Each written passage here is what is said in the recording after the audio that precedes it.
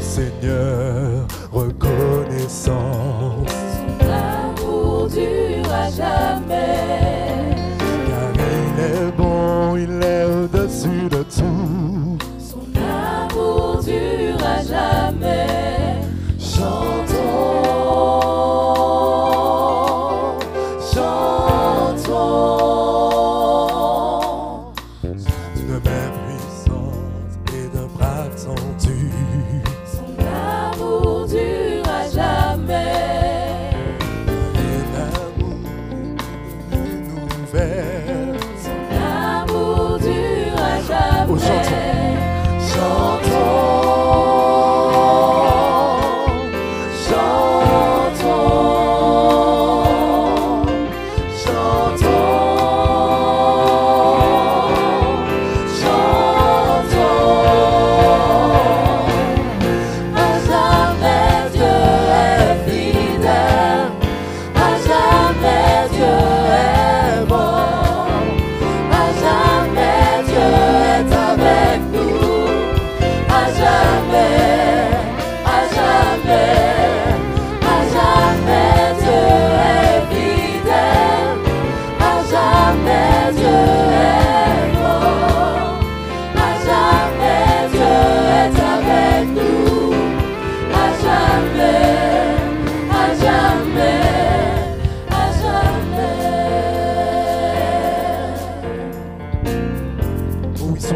À jamais, chante.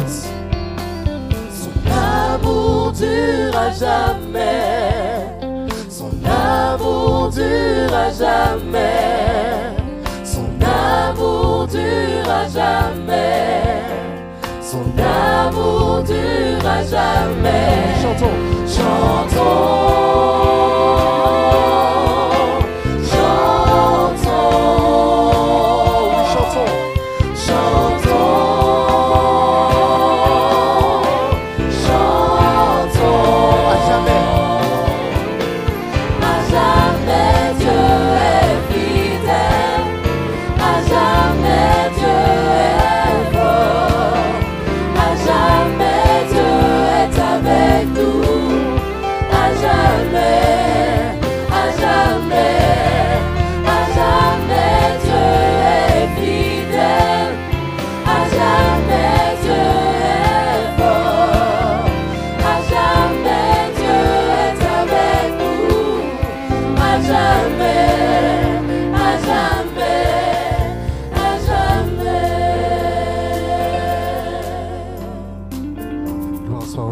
Dieu.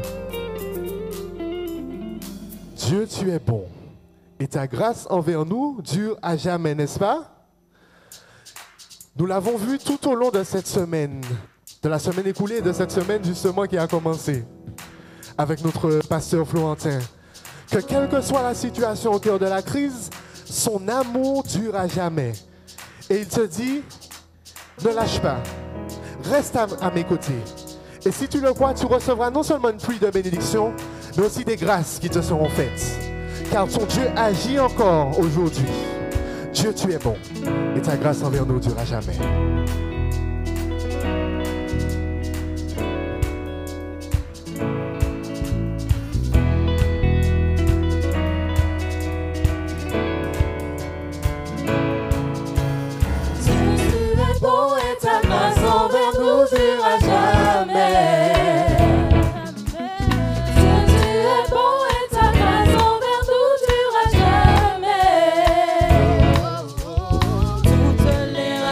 Toutes les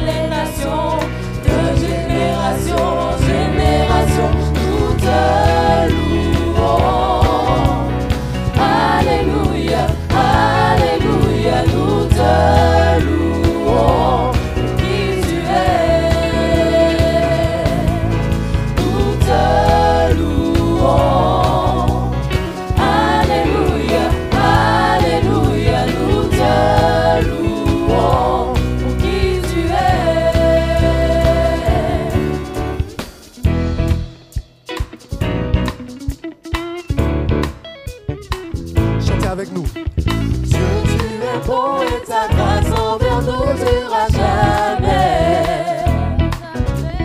Dieu, tu es bon et ta grâce envers nous durera jamais. Toutes les races et toutes les nations, de génération en génération, nous te louons. Alléluia, alléluia, nous te louons pour qui tu es. Nous te louons. Alléluia, alléluia, nous te louons pour qui tu es. Tu es bon.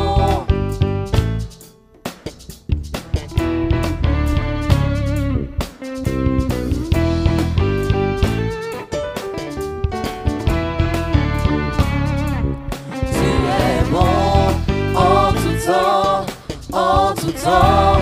Tu es bon, tu es bon en tout temps, en tout temps.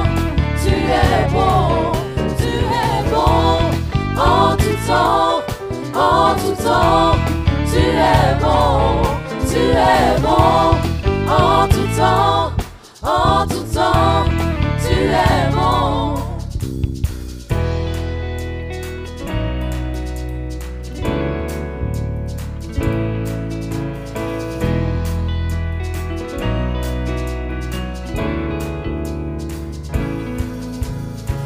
Toutes les races et toutes les nations, de génération en génération, nous te louons. Alléluia, alléluia, nous te louons pour qui tu es. Nous te louons. Alléluia, alléluia, nous te louons pour qui tu es. Pour qui tu es. Pour qui tu es. Tu es bon. Nous allons maintenant prier ensemble. Inclinons la tête. Notre Dieu, notre Père, nous te disons merci. Merci de ce que tu nous as permis d'arriver ici à Bonport ou de nous connecter sur YouTube ou autre plateforme pour suivre ce moment. Garde-nous, protège-nous et que nous puissions être édifiés en ce soir par le reste du programme qui nous sera donné. Ce sont là les grâces que nous te demandons par les mérites de ton Fils Jésus-Christ. Amen.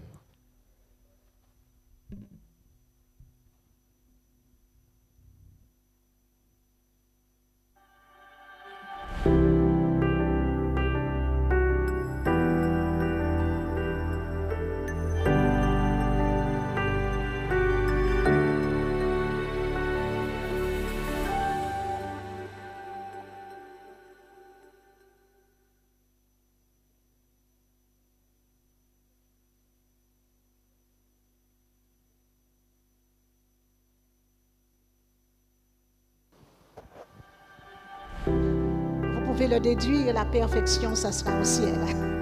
Mesdames, Mesdemoiselles, Messieurs, frères et sœurs, amis chrétiens, bonsoir. Il y a juste 4 jours, le 13 mai, le vendredi 13 mai 2022, au journal d'information, nous avons entendu 34% des Français ont joué au jeu d'argent. Vivre au cœur de la crise, c'est accepter qu'avec les jeux d'argent, une vie sans contrainte peut basculer en vie de misère.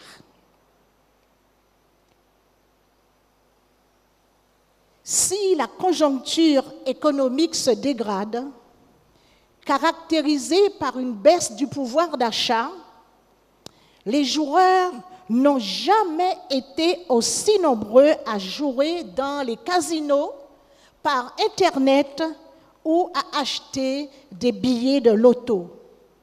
Selon les statistiques, un Français sur 2 est joueur.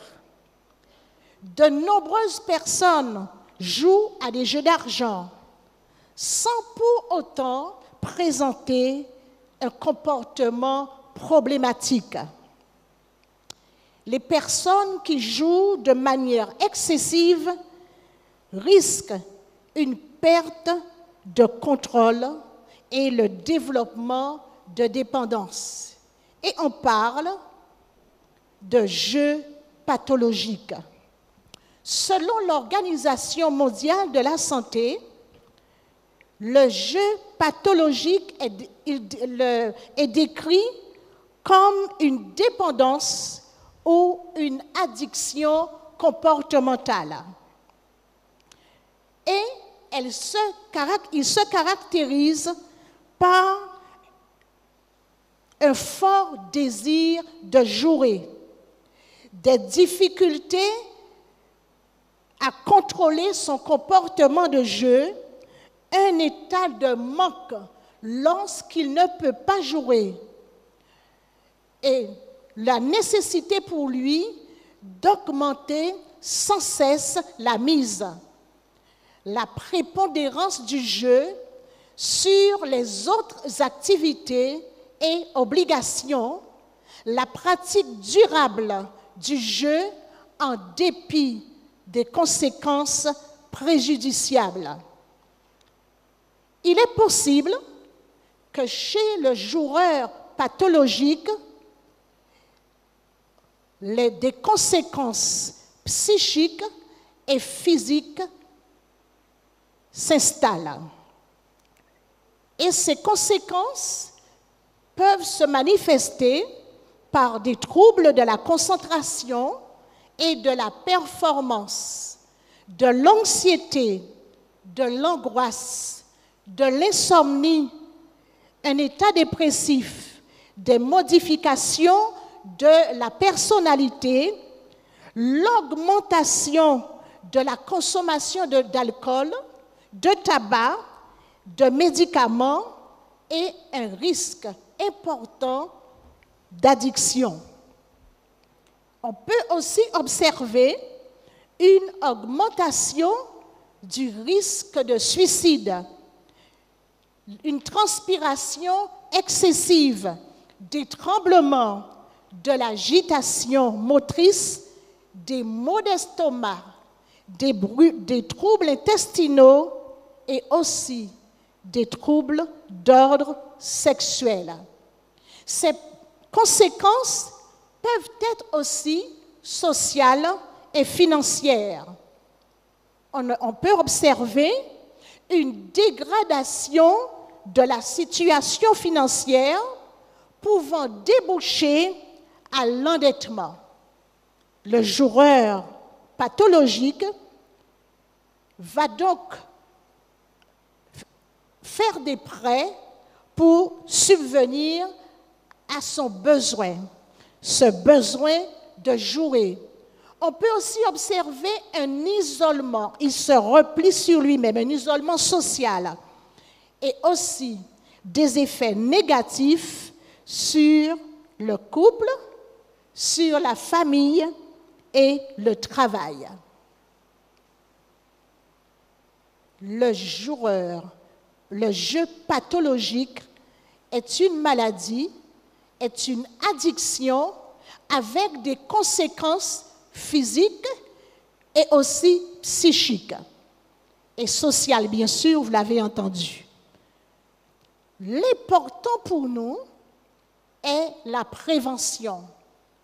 Bien évidemment, il y a ce que prévoient les services de santé pour protéger, premièrement, ceux qui ne connaissent pas cette addiction, nos jeunes, mais aussi, à un stade plus avancé, on va parler de prévention secondaire,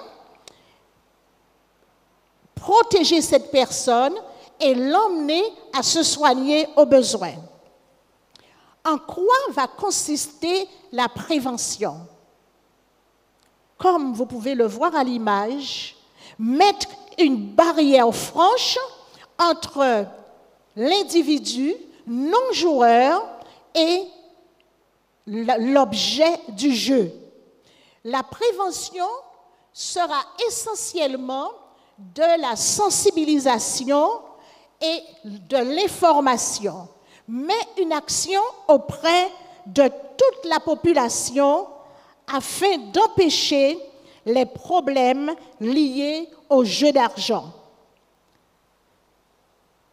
Souvent, ces risques sont méconnus. C'est pour cela que la prévention, les mesures de prévention devraient débuter à un stade précoce. Et je dois vous dire qu'aucun milieu n'est épargné. Toujours dans le cadre de la prévention, on va retenir la détection précoce. Que ce soit dans la famille ou dans le milieu professionnel, il est important de reconnaître, de faire attention aux gens, à ses collègues, à ses enfants, de telle sorte que toute attitude douteuse soit reconnue et prise en charge sans porter de jugement. La famille doit réagir le plus vite que possible par des discussions avec la personne concernée. À l'école, dans le travail, cette même attention est nécessaire. Qu'en est-il du traitement et des conseils? Parce que les personnes addictes au jeu ont honte ou nient le problème, rares sont les personnes concernées qui cherchent de l'aide de leur propre initiative. Il est donc important que leur entourage les motive à franchir le pas. Des études ont montré qu'entre 20 à 30% des joueurs avaient perdu leur emploi ou leur maison, en tout cas étaient en faillite personnelle à cause de leur pratique du jeu. La diapo suivante. Que je vous dise,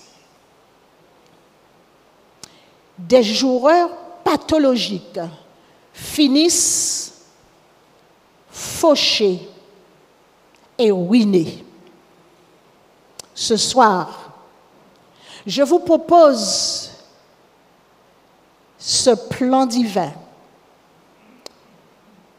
Ce plan divin, vous pouvez être fauché, mais vous ne serez jamais ruiné.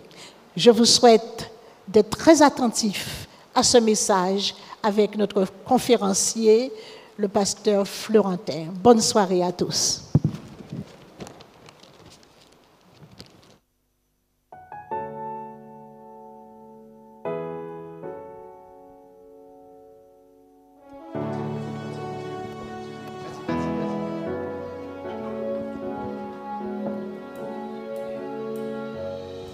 Quand la contagion frappe toutes les nations, avec écouillère, elle tue sans distinction. Où trouver la paix, trouver la guérison? Dites-moi, quelle est votre solution? Vive au cœur de la crise, sans perdre espoir quand tout semble noir. En Jésus, il nous faut croire. Vive au cœur de la crise, car en lui seul est notre victoire. Il est la seule et véritable voie. C'est lui qui nous console, qui nous relève. C'est c'est lui qui nous donne de vivre sans perdre d'espoir, vivre au cœur de la crise.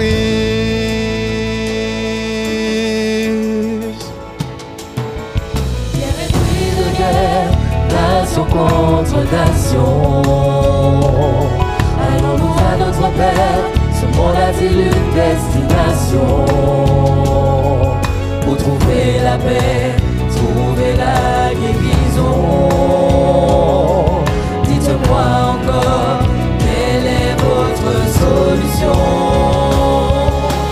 Vivre au cœur de la crise, sans perdre espoir quand tout semble noir. En Jésus, il nous faut croire. Vivre au cœur de la crise, car en lui seul est notre victoire. Il est la seule et véritable voie. C'est lui qui nous console, qui nous relève. C'est lui qui nous donne de vivre sans perdre espoir. Vivre au cœur de la crise, avec courage, espoir et victoire.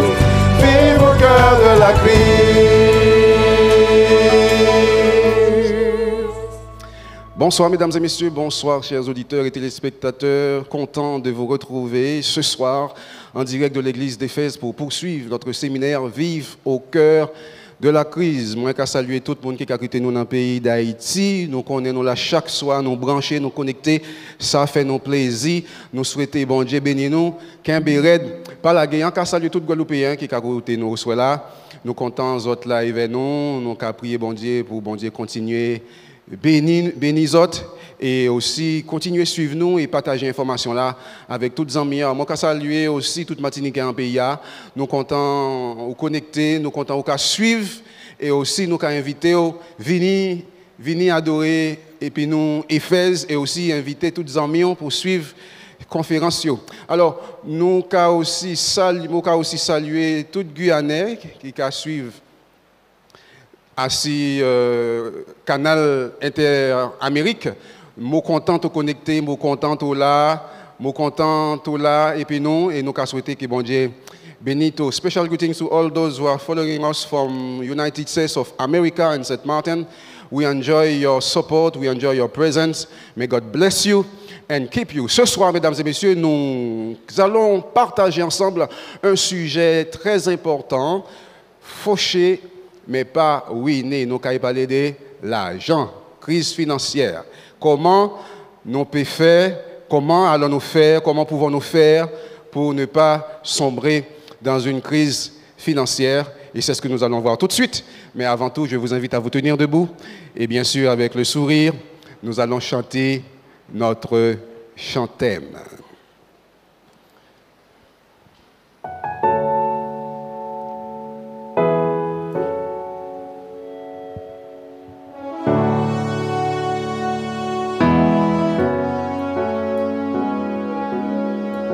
On y va.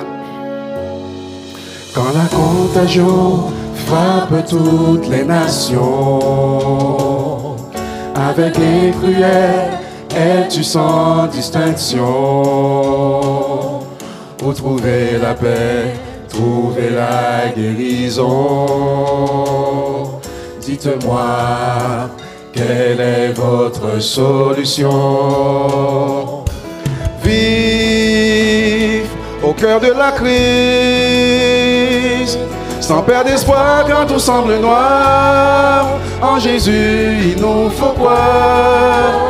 Vive au cœur de la crise, car en lui seul est notre victoire. Il est la seule et véritable voie. C'est lui qui nous console, qui nous relève.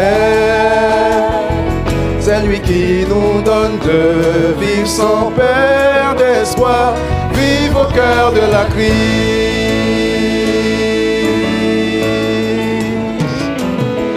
Quel esprit de guerre, nation contre nation. Allons-nous à notre Père, ce monde a-t-il une destination? Pour trouver la paix, trouver la guérison.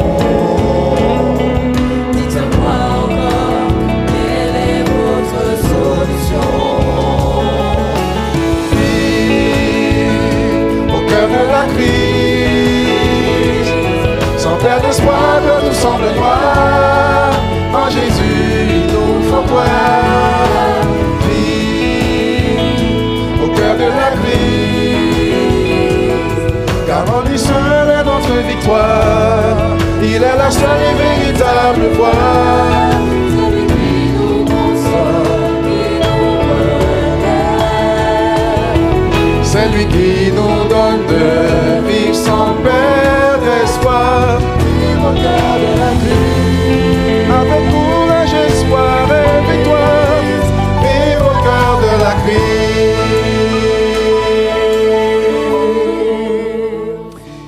Ô Dieu Tout-Puissant, Créateur du ciel et de la terre, ce soir, nous sommes une fois de plus réunis dans ta maison pour te rechercher et aussi t'écouter nous parler. Parle, Seigneur, afin que nous comprenions ce que tu as à nous enseigner. C'est en Jésus que nous te prions. Amen. Vous pouvez vous asseoir en la présence de Dieu. Fauché, mais pas ruiné. Personne n'est à l'abri d'une crise financière. Beaucoup touchent un bon salaire et se retrouvent quand même dans la galère. Certains n'arrivent pas à épargner. D'autres ont du mal à choisir leurs priorités. Certains sont stressés, leur sommeil est perturbé. Beaucoup souffrent d'hypertension et sont au bord de la dépression.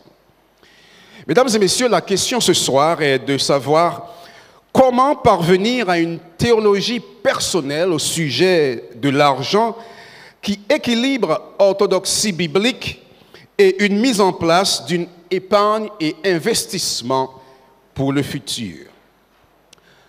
Pendant les quelques minutes qui suivent, nous vous proposons ce soir 7 principes bibliques qui pourraient nous aider. Numéro 1. Mettre de côté pour des besoins futurs est biblique. Bonne nouvelle. Amen. Je reprends cela. Mettre de côté pour des projets futurs est biblique. Certains chrétiens, certaines personnes ne mettent pas d'argent de côté pour la retraite. Ils dépensent tout ce qu'ils ont et ils font la fête parce qu'ils croient que mettre de l'argent de côté, c'est la désobéissance à l'égard de la parole de Dieu. Et voici le texte qu'ils prennent, qu'ils citent habituellement. Matthieu 6, verset 19, où Jésus dit « Ne vous amassez pas des trésors sur la terre ou la houille détruise et où les voleurs percent et dérobent. » Donc, il y a appuyé sur verset ça, il y a dit « Moi, pas besoin de faire économie, moi, pas besoin de mettre de côté, moi, qu'à vivre, bon Dieu qui prend soin de moi. » D'autres, mesdames et messieurs, croient que ce n'est pas nécessaire de faire cela. Parce que j'ai la foi, Dieu y pourvoira. Coucou. Ésaïe 46 est le verset sur lequel il s'appuie, où Dieu dit, jusqu'à ta vieillesse, je serai le même. Jusqu'à votre vieillesse, je vous soutiendrai. Je l'ai fait et je veux encore vous porter, vous soutenir et vous sauver. Et puisque bon Dieu dit ça, eh bien, nous pas qu'à mettre de côté, nous qu'à vivre, nous qu'à dépenser tout ça nous gagne. D'autres, mesdames et messieurs, voudraient bien épargner, mais dépensent tout ce qu'ils ont mis de côté. Et Proverbe 13, verset 18, nous dit ceci. La pauvreté et la honte sont le partage de celui qui rejette la correction, c'est-à-dire l'enseignement divin. Mais celui qui a égard à la réprimande est honoré. Mesdames et messieurs, vous serez surpris d'apprendre que l'épargne, mettre de côté, est fortement encouragé par la parole de Dieu.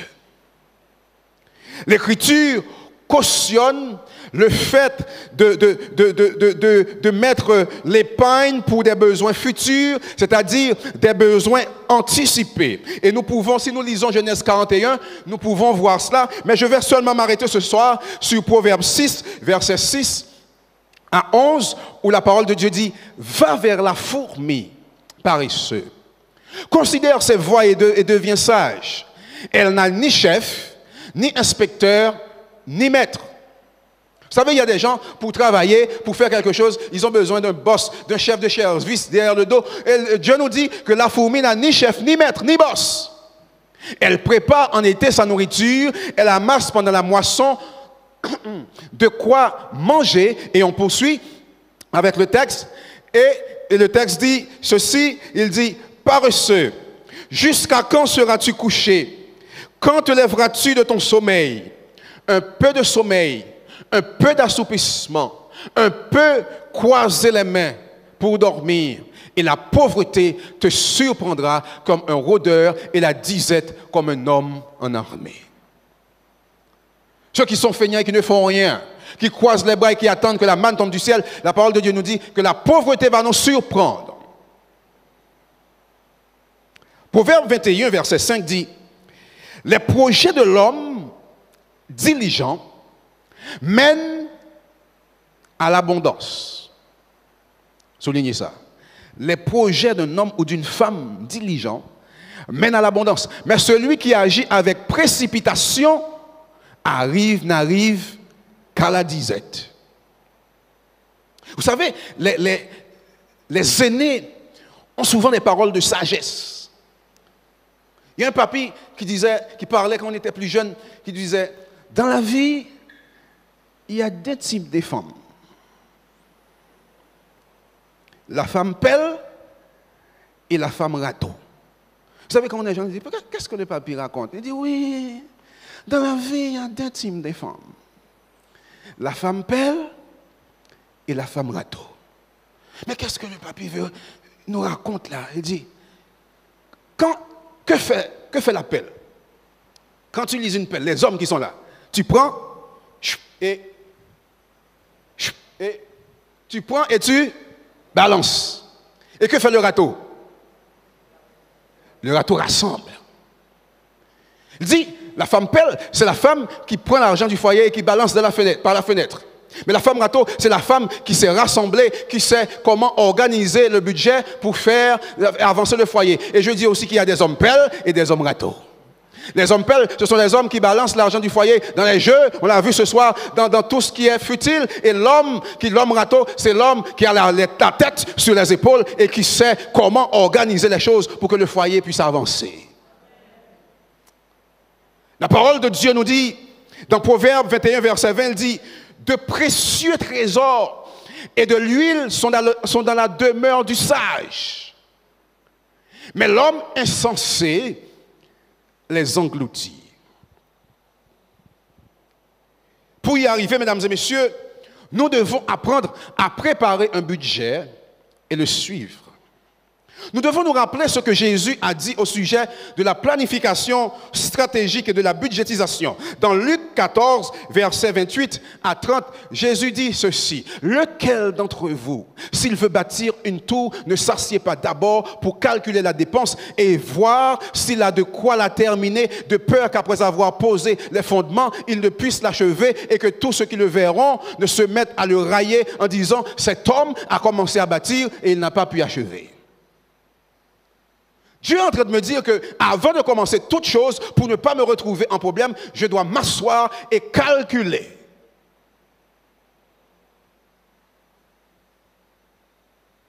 Amen. Je ne me lance pas dans les choses comme ça. Je m'assois et je calcule. La Bible nous dit, mesdames et messieurs, la parole de Dieu nous fait comprendre qu'un budget doit être équilibré. Les dépenses ne doivent pas dépenser les revenus. Je ne peux pas dépenser plus que je gagne. Je n'ai pas le temps de rentrer dans trop de détails ce soir, le temps me fait défaut.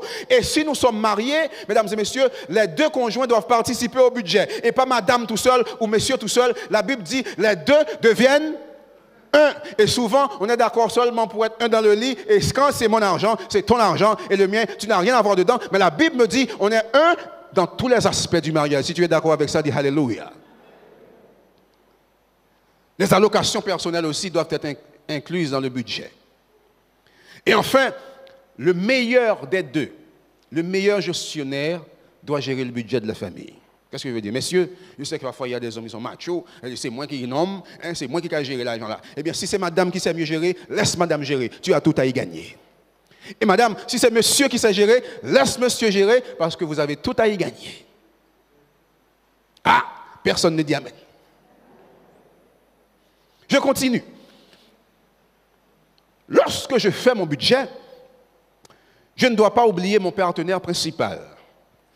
La tête est Dieu. Et la Bible me dit qu'il est le propriétaire de toutes mes ressources.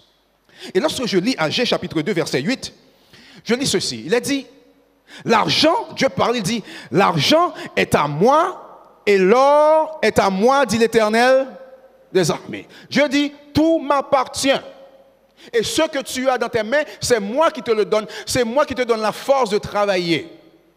Parce que c'est vrai, parce que lorsqu'on tombe malade, on ne peut pas aller travailler, on dit, Seigneur, donne-moi la santé pour moi payer aller travailler, s'il vous plaît.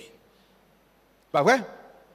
Oui. Et donc, quel est mon rôle? Je suis tout simplement un gestionnaire. Et en tant que gestionnaire, je suis responsable. Je dois rendre des comptes aux propriétaires. Et dans 1 Corinthiens 4, verset 2, Dieu dit, du reste, ce qu'on demande des dispensateurs, c'est que chacun soit trouvé fidèle. Alléluia. Par ailleurs, Dieu désire que je respecte son droit de propriété. En Éden, mesdames et messieurs, son droit de propriété résidait dans un arbre. Et lorsque je lis Genèse 2, versets 16 et 17, la parole de Dieu nous dit que l'Éternel donne à cet ordre à l'homme. Tu pourras manger de tous les arbres du jardin, mais tu ne mangeras pas de l'arbre de la connaissance du bien et du mal, car le jour où tu mangeras, tu mourras. Tout ce qui est dans le jardin t'appartient, sauf un seul, l'arbre de la connaissance du bien et du mal, tu n'y touches pas. Aujourd'hui, l'évidence de son droit de propriété réside dans la dîme. Et lorsque nous lisons la parole de Dieu dans Lévitique 27, verset 30, ou bien le verset 32, il dit « Toute dîme de la terre, soit récolte de la terre, soit du fruit des arbres, appartiennent à l'Éternel. C'est une chose consacrée à l'Éternel. » Dans le mot dîme, nous trouvons 1/10. Cela veut dire que Dieu dit que dans tout ce que je possède, il a 1/10. Si je gagne 10 euros, 1 euro constitue la part de Dieu. Si je gagne 100 euros, 10 euros reviennent à Dieu. Et si je gagne 1000 euros, 100 euros constituent sa part. Amen. Dans Agé 1er, verset 9, Dieu dit, « Vous comptiez sur beaucoup, et vous avez eu peu. Vous l'avez fait rentrer chez vous, mais j'ai soufflé dessus, dit l'Éternel des armées. Pourquoi? À cause de ma maison qui est détruite, tandis que chacun s'empresse pour sa propre maison. » Numéro 2. Épargnez, mesdames et messieurs, honore Dieu et sert les autres. Hello? Épargnez, honore Dieu et sert les autres. Vous savez, il est facile de considérer l'épargne comme une activité égoïste. Cela peut l'être dans certains cas. Et quand vous avez le temps à la maison, vous pouvez jeter un œil sur Luc 12 et vous allez voir le cas d'un homme qui était égoïste. Mais normalement, ça ne devrait pas exister. Je disais donc que épargner honore Dieu, car on sait considérer l'argent comme un don qui nous a été accordé. Et lorsque nous lisons Jacques 1er, verset 16 à 17, la parole de Dieu dit ceci. Ne vous y trompez pas, mes frères bien-aimés. Toute grâce excellente et tout don parfait descendent d'en haut du Père des Lumières, chez lequel il n'y a ni changement ni ombre de variation. Au lieu, mesdames et messieurs, de nous livrer à des dépenses non planifiées, impulsives et insensées, une épargne démontre l'importance que nous attachons à bien gérer ces dons. Et lorsque nous lisons Luc 12, versets 47 à 58, la parole de Dieu nous dit ceci. Le serviteur qui, ayant connu la volonté de son maître, n'a rien préparé et n'a pas agi selon sa volonté, sera battu de nombreux coups. Et le texte poursuit au verset 48, il dit ceci. Mais celui qui, ne l'ayant pas connu, a fait des choses dignes de châtiment, sera battu de peu de coups. On demandera beaucoup à qui l'on a confié beaucoup, et l'on exigera davantage à celui à qui l'on a beaucoup confié. Une gestion donc appropriée, avoir une épargne, comme la parole de Dieu nous le préconise, nous placera en bonne position pour faire face à l'avenir, mais aussi pour faire face aux besoins urgents lorsqu'ils vont surgir. Amen. Regardons ce que nous dit Éphésiens 4, verset 28. Éphésiens 4, verset 28 nous dit ceci. Que celui qui dérobait ne dérobe plus, mais plutôt qu'il travaille en faisant de ses mains ce qui est bien pour avoir de quoi donner à celui qui est dans le besoin. Dieu dit, quand tu travailles, c'est bien de travailler pour toi, c'est bien de faire des projets pour toi, mais dans ce que je te donne, dans le fruit de ton travail, tu dois aussi penser à ceux qui sont dans le besoin. Et aussi, lorsqu'on fait cela, nous pourrons aussi rapidement répondre de manière plus significative. Et si vous regardez dans Proverbe 3, versets 27 et 28, voici ce que déclare la parole de Dieu. Il dit, « Ne refuse pas un bienfait à celui qui a droit, quand tu as le pouvoir de l'accorder. Ne dis pas à ton prochain, reviens, va et reviens demain, quand tu as le pouvoir, quand tu as de quoi donner. En d'autres termes, si je viens vers toi, je te dis, j'ai un souci, prête-moi 200 €. Je te dis, si tu les as, prête-les-moi. Ne me dis pas, reviens demain, ne me fais pas marcher, donne-moi les choses, aide-moi. Personne n'a entendu. Moi, je dis, si je demande 200 €, bon Dieu dit, sous gain, ben moi, pas faire marcher, pas dire, me tourner des mains, moi pas ni, moi pas gain. En panique. I don't have. Sougain, ban moi. Parole du Seigneur. Amen. Mais sous pas gain, je vais comprendre. Amen. Oui. Et donc, l'épargne, mesdames et messieurs, permet aussi de laisser un héritage à nos enfants. Et aussi, qui eux, à leur tour, pourront être une bénédiction pour les autres. Nous lisons ceci dans Proverbe 13, verset 22. Il a dit ceci, l'homme de bien a pour héritier les enfants de ses enfants. Mais les richesses du pécheur sont réservées pour les justes. Troisièmement, mesdames et messieurs, numéro 3, la procrastination est une erreur. La procrastination, c'est quoi? C'est mettre à demain ce que je peux faire aujourd'hui. Dieu te dit, si tu as la possibilité d'épargner aujourd'hui, épargne. Ne dis pas, j'aurai le temps demain, je vais me faire plaisir, je suis encore jeune, j'ai le temps, je vais épargner plus tard.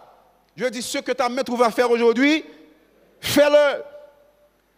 Beaucoup de personnes repoussent le moment pour épargner parce qu'ils disent, il me faut financer ci, il me faut financer cela, il me faut mettre de l'argent de côté pour l'éducation des enfants. Ils projettent de mettre en place une épargne plus tard. Mais ce soir, j'aimerais te dire que peu importe ton salaire, quel que soit le projet, il est toujours bon d'épargner car l'argent mis de côté pour la retraite aura le temps de se multiplier. Et lorsque la retraite arrivera, tu auras de quoi subvenir à tes besoins.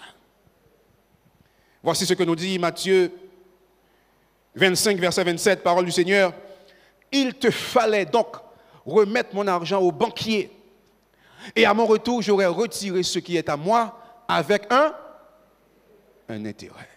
Ça me rapporte quelque chose. Il y a une plus-value. Il y a un dicton qui dit, comme on fait son lit, on se couche. Jean fait cabanou, comme ça on va dormir. Si pendant jeune, ou pas préparé cabanou, eh bien on peut dormir debout. Ou envie de coucher ou pas qu'à coucher. Parce qu'on pas te faire cabanou. Je te dis, comme on fait son lit, on se couche. Tu as la possibilité de préparer ton lit maintenant, alors prépare-le. Amen. Touche ton voisin, dis-lui, prépare ton lit, mon frère, prépare ton lit, ma soeur, prépare ton lit. Quatrièmement, numéro 4, la Bible n'est pas silencieuse au sujet des dettes. Il est évident, mesdames et messieurs, qu'il n'y avait pas de carte bancaire ni de prêt à la consommation au temps de Jésus. Mais le fait de prêter faisait partie du paysage économique de son époque. La Bible n'interdit pas, la Bible ne prohibe pas les dettes, mais elle les considère comme une forme d'esclavage. Et lorsque nous lisons Proverbe 2, verset 7, il est dit, le riche domine le pauvre. Et ça, c'est une réalité, personne ne peut dire le contraire. Et celui qui emprunte est l'esclave de celui qui prête. On n'est pas en train de dire qu'il ne faut pas prêter. Et d'ailleurs, sur tous les flyers de Paul, il dit, vérifiez votre capacité de remboursement. On connaît bien la leçon. Alors, au-delà de ces choses, Dieu veut nous faire comprendre une chose. Il y a une corrélation directe entre le fait de dépenser à l'excès, d'avoir trop d'endettement, ainsi qu'un faible taux d'épargne. En d'autres termes, c'est-à-dire, lorsque je dépense trop, lorsque je suis trop endetté, je ne peux pas épargner. Tout à fait normal. Et donc, je me mets en difficulté pour demain. Dieu nous dit autant que possible, soyez sans dette. Vous savez, les compagnies publicitaires et financières ont ourdi une conspiration pour nous maintenir endettés. C'est un complot, hein? Ils jouent sur la psychologie, les pubs, il y a des choses derrière. Et ils nous tendent des pièges parfois, on tombe dedans, on dit, achetez maintenant, payez dans 6 mois. Ah, intéressant, hein? Mais j'achète. Achetez maintenant, payez dans 3 mois. Mais sauf que si tu achètes maintenant, tu payes dans 6 mois, eh bien, tu achètes maintenant et tu oublies. Et tu vas faire des projets pour partir en vacances. On va sur les cocotiers, boire un petit cocktail, ça fait du bien. Et quand on revient, c'est la rentrée scolaire. Tu as 3 enfants, il faut acheter les chaussures, les sacs et tout ça. Et après, les impôts tombent. Les échéances des assurances tombent. On dit, oui, bon Dieu, aïe, bon Dieu. Mes amis, problème. Oui, mi-bab. On se retrouve piégé. Dieu nous dit, mesdames et messieurs, de désir que nous soyons sans dette autant que possible. Parce que Romains 13, verset 8 nous dit, ne devez rien à personne, dit l'Éternel, si ce n'est de vous aimer les uns les autres. Numéro 5, un sage investissement est bon. C'est juste et bon. Dieu nous dit, mesdames et messieurs, que les transactions investies, ce n'est pas seulement des transactions boursières, ou bien parier sur un bon plan qu'un ami nous a communiqué. Lorsque nous faisons ces choses, nous perdons beaucoup plus que nous y gagnons. Et Proverbe nous donne un conseil dans Proverbe 28, verset 19, qui dit « Celui qui cultive son champ est rassasié de pain, mais celui qui poursuit des choses vaines est rassasié de pauvreté. » J'avance vite. Numéro 6, il dit « Épargner peut être source de tentation. » Nous pouvons être tentés d'épargner pour des mauvaises raisons. Du fait de nos craintes, par cupidité, ou seulement un désir de ne pas dépendre de Dieu ou ne pas dépendre des autres. Mais si vous épargnez à cause de la crainte, alors vous ne faites pas confiance à Dieu. Puisque dans 1 Timothée 6, verset 17, Dieu dit « Recommande aux riches présents du présent siècle de ne pas être orgueilleux et de ne pas mettre leur espérance dans les richesses incertaines, mais de la mettre en qui? En Dieu, qui donne avec abondance toutes choses pour que nous en jouissions. » Si vous le faites par cupidité, alors vous avez raté l'objectif. Parce que Proverbe 1er, verset 19 dit « Ainsi arrive-t-il à tout homme avide de gain. » La cupidité cause la perte de ceux qui s'y livrent. Et la parole de Dieu dit dans Marc 8, verset 36, il dit « Et que sert-il à un homme de gagner le monde s'il perd son âme ?» Et toujours sur le même diapo, il dit « Gardez-vous avec soin de toute avarie, car la vie d'un homme ne dépend pas de ses biens, fut-il dans l'abondance. » Parole du Seigneur, Luc 12, verset 15. Nous allons avancer. Numéro 7. Nous devons trouver l'équilibre. Trouver un équilibre. D'un côté, mesdames et messieurs, Dieu nous dit que nous avons besoin de mettre de côté quelque chose pour l'investir sagement pour nos besoins futurs. Et de l'autre côté, il nous demande d'être généreux et d'être dépendants de Dieu, reconnaissant qu'il est la source de toutes nos provisions et qu'il est le seul qui soit au contrôle de notre futur. Amen. Amen. Oui. Au-delà de l'argent, mesdames et messieurs, nous devons apprendre à laisser Dieu diriger notre vie. Je vais répéter ça. Au-delà de l'argent, laissons Dieu diriger notre vie. Laissons Dieu gérer notre vie.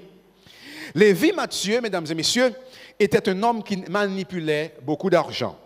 Il percevait les taxes pour le gouvernement romain. Il prélevait aussi de l'argent supplémentaire pour lui et sa femme. Lévi Matthieu était un escroc.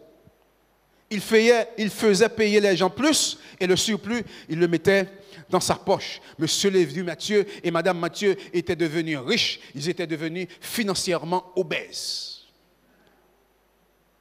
Et j'imagine que tous les jours, Madame Mathieu demandait à Monsieur Mathieu, chérie, combien d'argent avons-nous? Et il lui disait le montant qui était sur le compte. Et la Bible nous dit qu'ils déposaient leur argent dans la banque de la Jérusalem antique.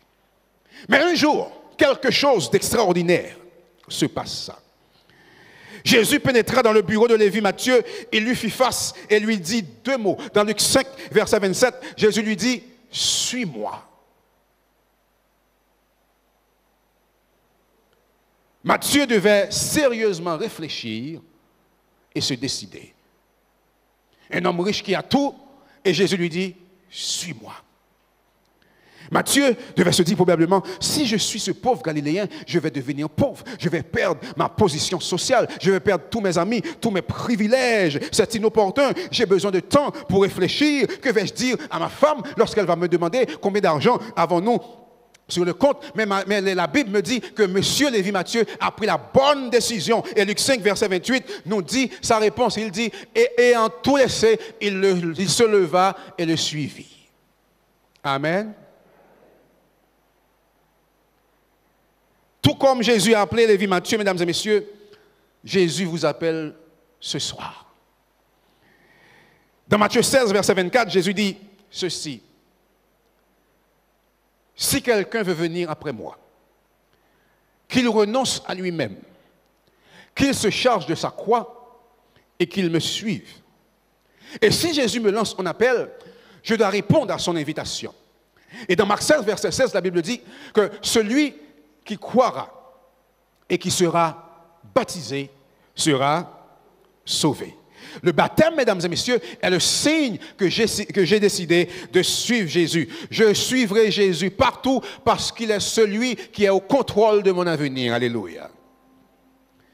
Et puisque Lévi Mathieu a suivi Jésus, Jésus va le récompenser. Dans Apocalypse 1er, verset 14, la Bible dit que la muraille de la ville avait 12 fondements et sur eux, les 12 noms des 12 apôtres de l'agneau. Pensez-y, mesdames et messieurs, le nom de Lévi Mathieu sera inscrit sur les murailles de la Nouvelle Jérusalem. Il avait l'habitude de déposer son argent et son or dans la banque antique de Jérusalem, mais maintenant la Bible nous dit qu'il va marcher sur l'or dans la Nouvelle Jérusalem. Alléluia. De même, lorsque je suis Jésus dans les eaux du baptême, pour le suivre, moi aussi, je recevrai ma récompense. Et quelle est cette récompense? Matthieu 19, verset 29, nous le dit, et Jésus dit ceci, il dit, et quiconque aura quitté à cause de mon nom, son frère, ses sœurs, ou son père, ou sa mère, ou sa femme, ou ses enfants, ou cette terre, ou sa maison, recevra le centuple et héritera le royaume éternel. Dieu dit, si tu laisses ce que tu as pour moi, tu recevras 100 fois plus. Ce soir, Jésus frappe à la porte de notre cœur. Il dit, voici le temps favorable. Voici aujourd'hui le jour du salut. Mon fils, mon enfant, ma fille, je veux ton cœur ce soir. Il te pose cette question, il dit, et maintenant, pourquoi tardes-tu? Lève-toi, sois baptisé et lavé de tes péchés. Je vous invite à vous lever avec moi, nous allons chanter ce chant. Entre tes mains, j'abandonne tout ce que j'appelle le mien. Ce soir, j'aimerais inviter tous ceux qui sont dans la salle ce soir, ceux qui nous suivent sur Espérance TV Inter-Amérique, Hope Media Fedjas, Hope Media Haïti, ceux qui nous écoutent sur les ondes de la radio.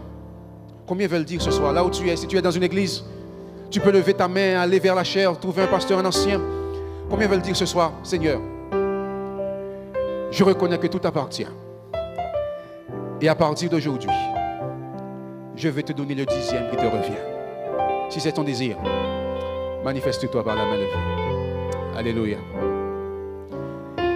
Et je veux aussi lancer un deuxième appel. Je dis, Seigneur, je ne veux pas seulement me contenter de te donner le 10e de ce qui te revient, mais je veux aussi te donner le 10e de ma vie dans les eaux du baptême. Samedi, nous allons avoir une belle cérémonie ici.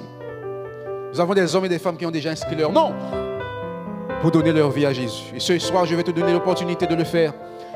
Toi qui nous suis sur la télé, sur la radio, toi qui es dans une église, lève ta main là où tu es. Un diacre va te donner une feuille. Ou viens tout simplement vers la chaire. On va prier pour toi. Ce soir, je vous invite à abandonner tout entre les mains du Seigneur. Et je vous invite à dire avec moi, entre tes mains, j'abandonne tout ce que j'appelle le mien. Entre tes mains, j'abandonne tout ce que j'appelle le mien. Lève ta main là où tu es pour Jésus. Je te bénisse, madame. Je te bénisse. Quelqu'un d'autre? Je te bénisse, mon frère. Voulez-vous venir pour qu'on prie pour vous? Venez, si vous voulez. Viens, mon ami, viens. On va prier pour toi. Alléluia. Quelqu'un d'autre pour Jésus ce soir? Lève ta main. Disons Amen pour eux, mesdames et messieurs. Lorsque les hommes et les femmes prennent les bonnes décisions, disons Amen. Viens, mon ami. Quelqu'un d'autre pour Jésus. Alléluia.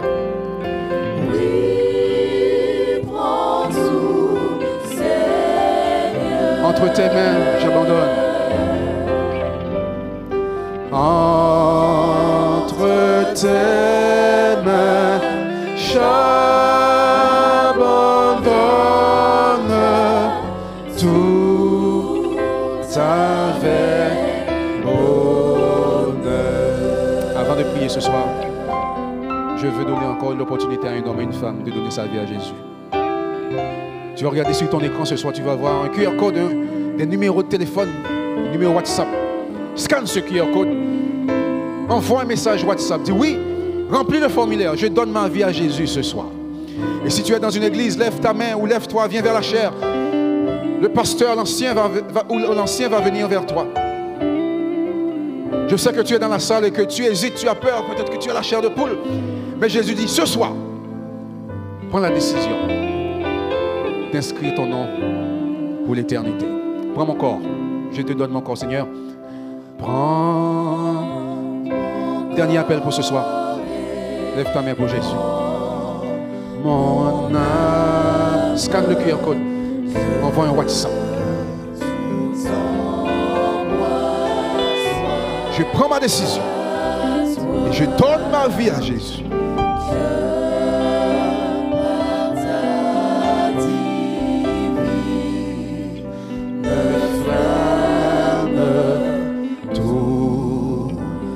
Soit détruit. Oui, prends tout, Seigneur. Seigneur, je te donne tout. Lève ta main. Oui, prends tout, Seigneur. Oui, prends tout. Oui, prends tout, Seigneur. Entre tes mains, j'abandonne.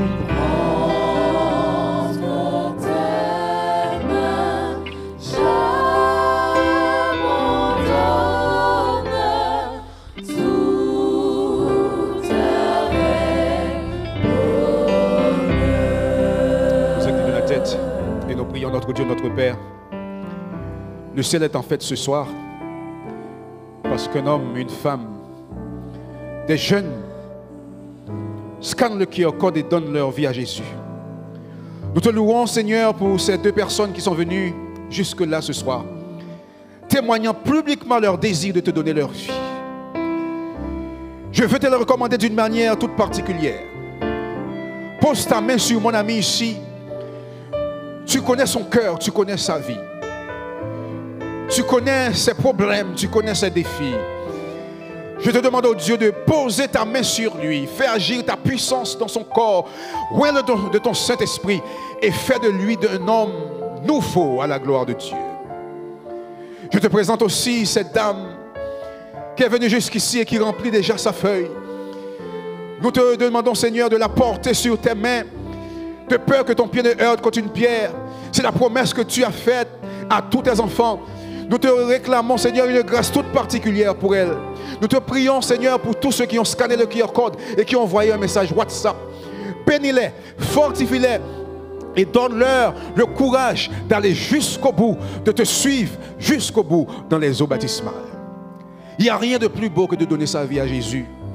Seigneur, tu nous réserves la vie éternelle, le paradis dans le ciel, où les yeux n'ont rien vu de pareil, où nous allons laisser cette terre de misère, cette terre de deuil, où nous allons vivre avec toi pour l'éternité. Il y a beaucoup d'hommes et de femmes qui hésitent encore. Touche leur cœur, donne-leur la force de prendre la décision de dire ce soir, je donne ma vie au Seigneur. Maintenant, passe dans chaque banc ce soir et bénis chaque homme, chaque femme. Mets ta main sur nos épaules, rassure-nous et dis-nous, mon enfant, mon fils, ma fille, ne t'inquiète pas, je suis avec toi. Merci Seigneur de tourner ta face vers cet homme ce soir. Merci de faire luire ta lumière sur cette dame ce soir. Merci de mettre ta grâce sur tous ceux qui nous écoutent à travers les télés et les chaînes et les stations de radio. Que ta paix et ta grâce demeurent sur chacun d'entre nous et renvoie-nous avec l'assurance que tu nous as entendus et que nous sommes exaucés sur les cieux. En Jésus, nous t'avons prié. À lui soit la gloire au siècle des siècles. Amen. Mesdames et messieurs, nous vous remercions de votre présence, de votre assiduité sur nos différentes chaînes, sur nos différentes fréquences. Nous vous donnons rendez-vous demain soir pour une autre réunion et le sujet sera silence, tais-toi. Silence, tais-toi. En attendant demain soir, nous allons chanter notre chantème et je souhaite que le Seigneur vous bénisse et qu'il vous garde dans le creux de ses mains. Mettons-nous debout et chantons notre chantème.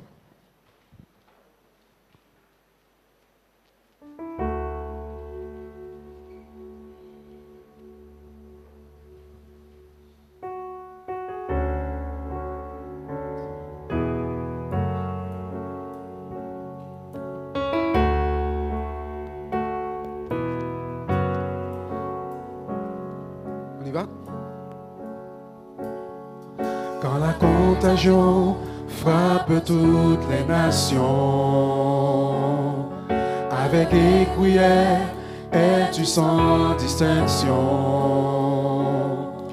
Où trouver la paix, trouver la guérison? Dites-moi, quelle est votre solution? Vive au cœur de la crise, sans perdre espoir quand tout semble noir. En Jésus, il nous faut croire. Vive au cœur de la crise, car en lui seul est notre victoire. Il est la seule et véritable voie. C'est lui qui nous console, qui nous relève. C'est lui qui nous donne de vivre sans perdre d'espoir. Vive au cœur de la crise.